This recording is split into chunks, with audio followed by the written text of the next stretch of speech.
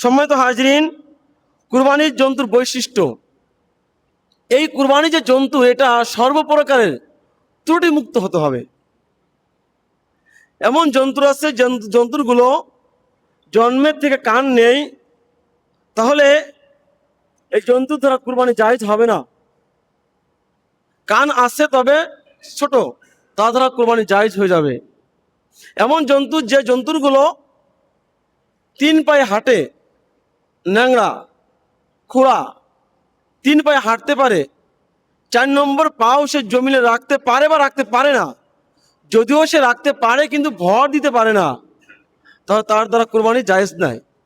হ্যাঁ, 3 পায়ে হাঁটে, 4 নম্বর পাও সে জমিনে রাখতে পারে, সামান্য পরিমাণ ভরও দিতে পারে, খোড়াই করে হাঁটতে পারে, তার দ্বারা কুরবানি জায়েজ হবে। সম্মানিত হাজরিন,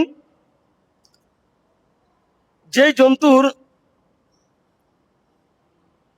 দাঁত, যে জন্তুর মুখে কোনো দাঁত নেই, এই জন্তুর দ্বারা কোনো কুরবানি জায়েজ হবে না।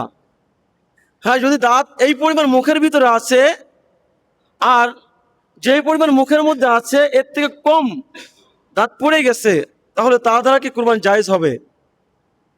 যে কোনো দাঁত মুখের মধ্যে আছে, যে কোনো আছে এর থেকে কম অংশ পড়ে গেছে, বেশিরভাগ পড়ে নাই, তার দ্বারা কুরবানি দুরস্ত হবে। সম্মানিত হাজিরিন, যেই জন্তুর শিং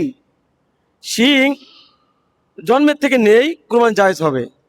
যেই জন্তুর শিংয়ের আপনার মূল আছে, তা দ্বারা কুরবানি জায়েজ হবে। কিন্তু যেই জন্তুর শিংয়ের মূলটা নিয়েই, মূলটা উঠে গিয়েছে, ভেঙে গিয়েছে, উঠে গিয়েছে, তা দ্বারা কুরবানি জায়েজ হবে না।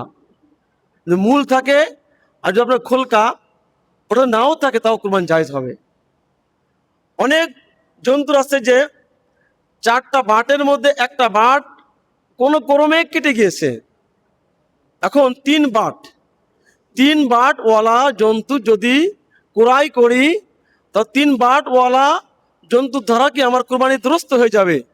তবে 2 বাটওয়ালা জন্তু যেমন ছাগল, 2 বাটের মধ্যে যদি 1 বাট না থাকে, তো তা দ্বারা কুরবানি জায়েজ হবে না। এই যে সম্মানিত হাজরিন, আমাদের এই কুরবানির জন্তু ক্রয় করার পূর্বে আমাদের এই বিষয়গুলো জানতে হবে। তবে আমরা যারা নিয়মিত কুরবানি দিয়ে আসছি তাদের কম বেশি জানা আছে। এজন্য সম্মানিত হাজিরিন, এই কুরবানির জন্তুর যে গোস্ত, এর যে হুকুম আকিকার একই হুকুম। কুরবানির জন্তুর গোস্ত যেহেতু সবাই খাইতে পারবে, আকিকার যে জন্তুর তারও কি গোস্ত সবাই খাইতে পারবে। কুরবানির জন্তুর যেই হুকুম, আকিকার যে অংশ তারও একই হুকুম। কুরবানির গোস্ত যেহেতু আমরা সবাই খাইব, বাপ দাদা নিজে সবাই খাইতে পারবো, আকিকারও কি জন্তুর কি গোস্ত সবাই খাইতে পারবো। আমাদের এই এলাকার মধ্যে বা আমাদের সমাজের মধ্যে এখন এমন নিয়ম আছে যে যার নামে আকিকা করা হবে সে খাওয়া যাবে না, সে খাবে না, এই নিয়ম আছে, কিন্তু এটা কিন্তু ঠিক না। এই কুরবানির জন্তুর যে হুকুম, আকিকার ঠিক ওইগুলো একই হুকুম। আপনি 7 নামের ভিতরে আপনি নিজের জন্য 1 নাম রেখেছেন, আকিকার জন্য 3 নাম রাখেন। আপনি এই কুরবানির জন্তুর মধ্যে যদি আপনি আপনার নাম রাখছেন, আপনার ফরজ কুরবানি যে ওয়াজিব আপনার উপরে, আপনি ওয়াজিব আদায় করবেন। আদায় করার পরে যদি আপনি আকিকার অংশ রাখতে পারবেন, হ্যাঁ দুরস্ত আছে। 6 জন মিলে একটা জন্তু ক্রয় করেছে, 6 জন মিলে, 6 জন যার নির্দিষ্ট অংশ রেখে দিয়ে 7ম অংশ সবাই মিলে যদি বলে যে আমরা 7ম অংশ বিশ্বনবী সাল্লাল্লাহু আলাইহি ওয়াসাল্লামের জন্য কি কুরবানি দেব, তাহলে কি হবে? দুরস্ত আছে।